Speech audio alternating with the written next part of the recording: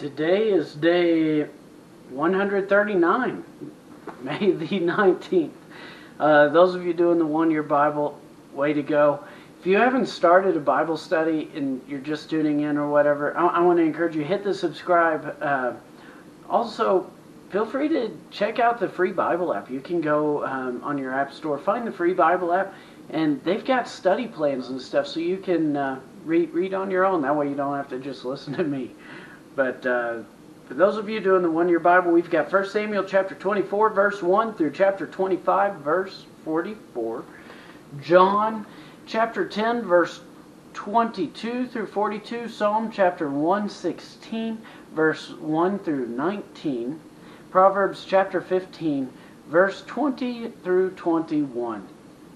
In Samuel chapter 24, 1 Samuel chapter 24, we see David. He's been running from Saul. Saul wants to kill him. Saul is very jealous. And we've seen how there's two anointed kings. There's the one that's anointed and appointed, and the other one that's anointed and in waiting. And so we've got Saul, who's the current king, David, who's waiting in queue to be up to bat. And Saul's just jealous as can be and begins chasing him, trying to kill him and stuff. Well, in verse 24, David is hiding in this cave, and Saul goes into this cave. And it says that he goes in there, takes a nap. David sneaks up on him and cuts off the corner of his cloak. His men are, kill him, kill him.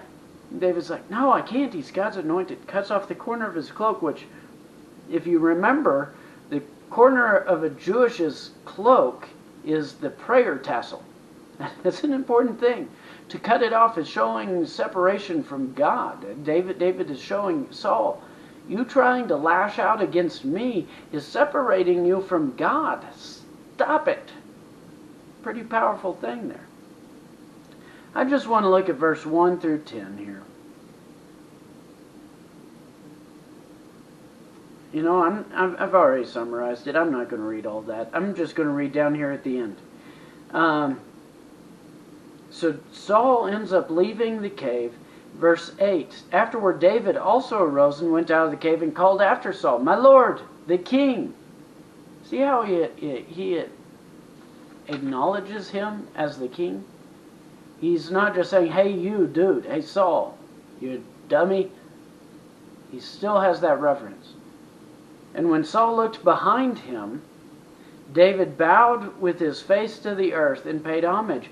And David said to Saul, why do you listen to the words of men who say, behold, David seeks your harm. Behold, this day your eyes have seen how the Lord gave you today into my hand in the cave. And some told me to kill you, but I spared you. I said, I will not put my hand against my Lord, for he is the Lord's anointed. See, my father, see the corner of your robe in my hand?